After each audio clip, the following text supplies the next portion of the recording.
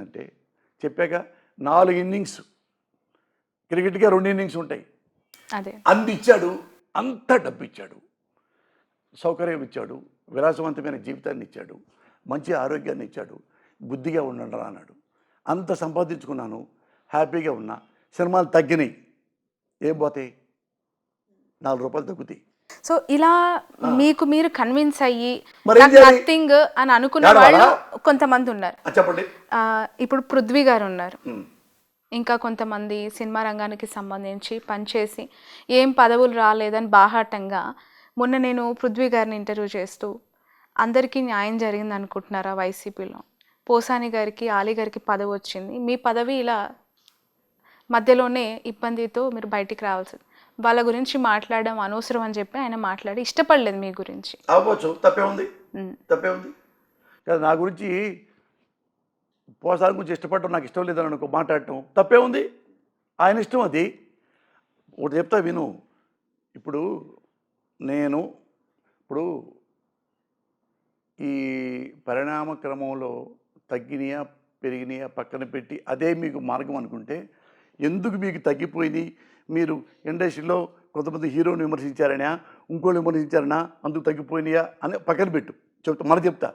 ఇప్పుడు ఎల్బి శ్రీరామ్ గారు తెలుసుగా, అవును, చాలా మంచోడుగా, మంచి నటుడుగా, ఒకప్పుడు కొన్ని బిజీకి చేశాడుగా, ఎవరు విమర్శించాడుగా, మరి ఎందుకు పెట్టుకోవట్లే ఆయన్ని?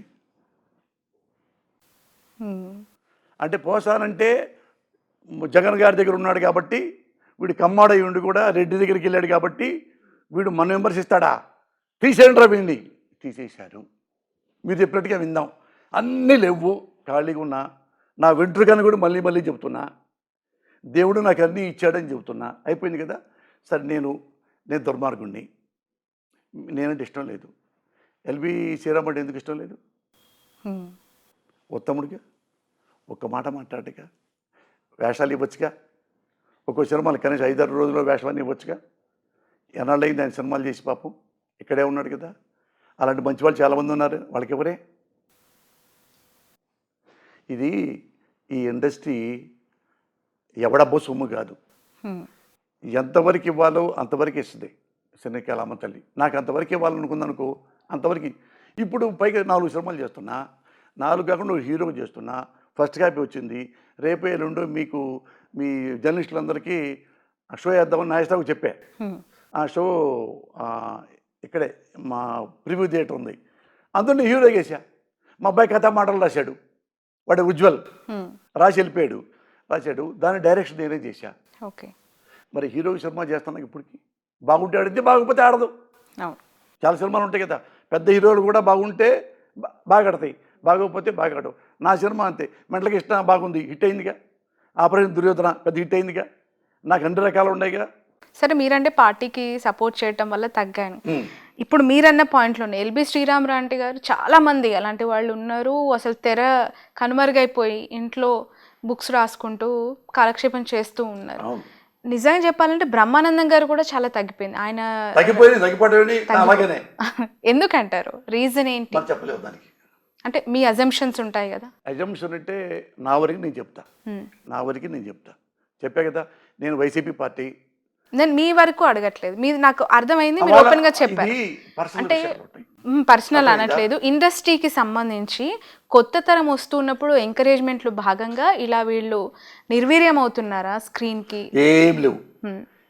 ఇప్పుడు అక్కినేని నాగేశ్వరరావు గారు ఉన్నారు, హీరోలకి 60 ఏళ్ల దాకా వరకు కూడా హీరోగా సినిమాలు చేసుకోవచ్చు. కానీ క్యారెక్టర్ ఆర్టిస్ట్ అనేవాడు ఆరోగ్యం బాగా మెయింటైన్ చేసుకుంటే 90 ఏళ్ళకు కూడా వేషం వేయచ్చు అన్నాడు అక్కినేని నాగేశ్వరరావు. వేయచ్చు, వాడు కూడా వేయచ్చు. అయినా ఎందుకు వాళ్ళు తగ్గిపోయారంటే వాళ్ళకి నేను చెప్పను, అది నా సంబంధం లేదు. పర్సనల్ వేషాలకు వెళ్ళిపోవాల్సి వస్తుంది. అందుకు నా విషయం అయితే నేను చెప్తా. నేను జగన్ పార్టీలో ఉన్నాను, జగన్కు ఫేవర్గా ఉంటాను, వాళ్ళని విమర్శిస్తాను. తగ్గిపోయినాయి, దానివల్ల తగ్గినాయి. రేపు నుంచి అసలు ఒక్కడు కూడా లేదనుకో, డోంట్ వర్రీ. నాకు మనస్ఫూర్తిగా నాకు ఈ అయ్యో సినిమాలు పోయినాయి అని గొడుగులు ఇంటూ కూర్చునే మనిషిని కాదు నేను.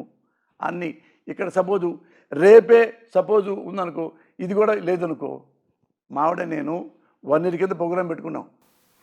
మనం చాలా సినిమాలు చేసాం, పెద్దగా వెక్స్ అయిపోయాం కదండి. మనం ఏమన్నా టూర్కి వెళ్దాం పెట్టుకుందాం అనుకున్నాం. ఇండియా మొత్తం తిరిగాం. ఇట్లానే 5 స్టార్ హోటల్కి వెళ్తాం. ఇప్పుడు ఏంటంటే నెక్స్ట్ ఇయర్ నుంచి ఏం ప్లాన్ చేసుకున్నాం అంటే నేను మా ఆవిడ ప్రతి నెల 15 రోజులు ఒక కంట్రీ వెళ్ళాలి. ఇంగ్లాండ్ 15 రోజులు, మళ్ళీ వస్తాం 15 రోజులు ఇక్కడ తిరుగుతాం, బంధువుల దగ్గరికి వీళ్ళకి మన ఇంటికి వెళ్తాం. ఆడ నుంచి రష్యా, ఆడ నుంచి అమెరికా, ఆడ నుంచి స్విట్జర్లాండ్, ఆడ నుంచి ఇటలీ, ఆడ నుంచి గ్రీస్, ఆడ నుంచి స్విట్జర్లాండ్, అట్లా మొత్తం అట్లా వరల్డ్ మొత్తం తిరగాలని మేము ఇద్దరం ప్లాన్ చేసుకున్నాం. అడగండి కావాలంటే వెళ్ళి మా వాడిని ఇప్పుడు ఇది ఎప్పుడే ప్లాన్ చేసుకున్నాం. ప్లాన్ చేసుకుని ఎలా ఎలా ఎలా ఎలా అనుకుంటా ఉన్నాం. ముందు దేనికి వెళ్దామంటే ముందు నిన్ను లండన్ తీసుకెళ్తానన్నా మా వాడిని.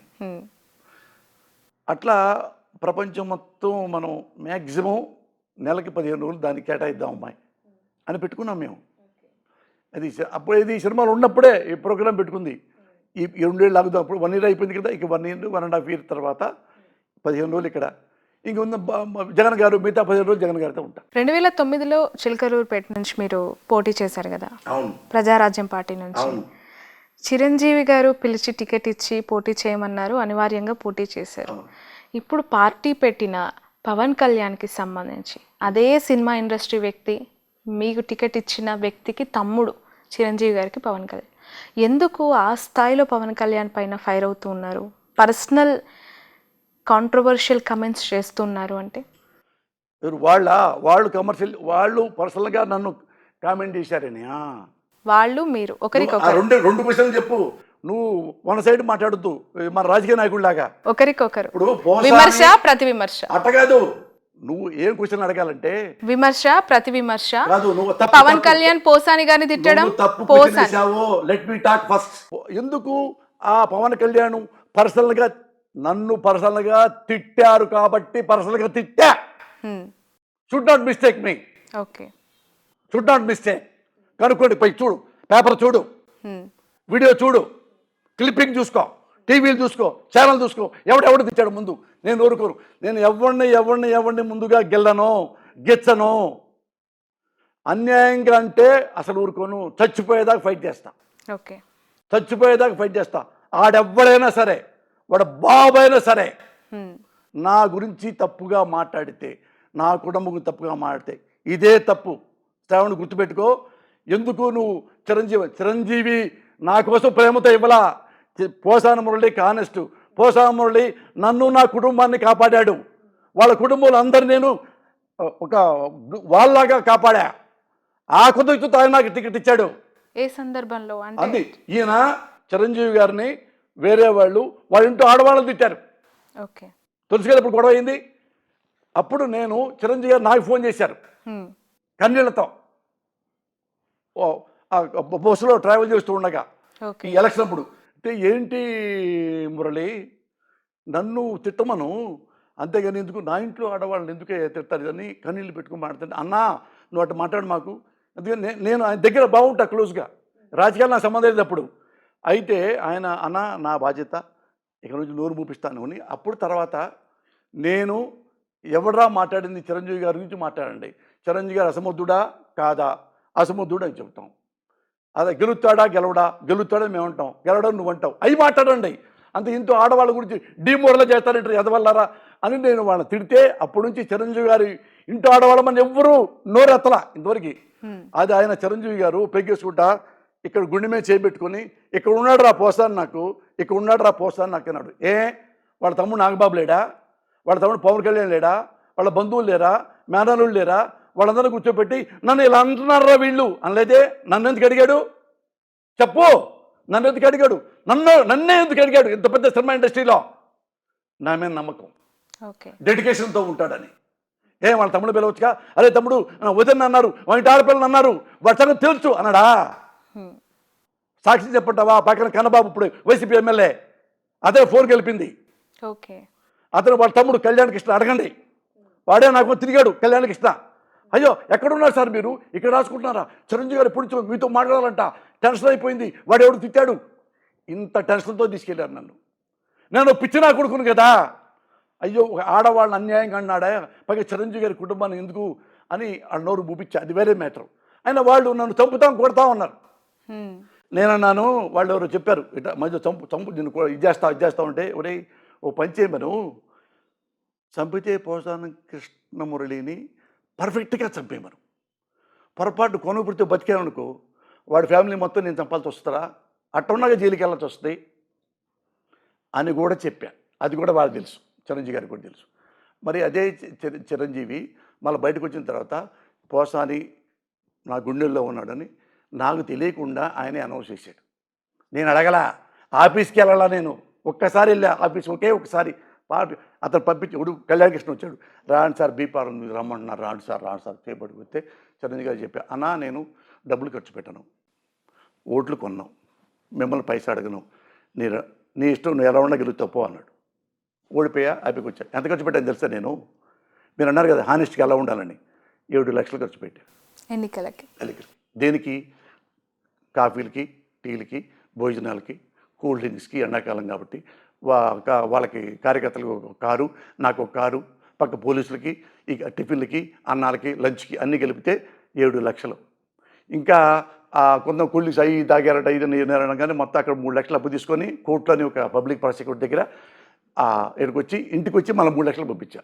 10 లక్షలు నా ఖర్చు అయింది తిండికే.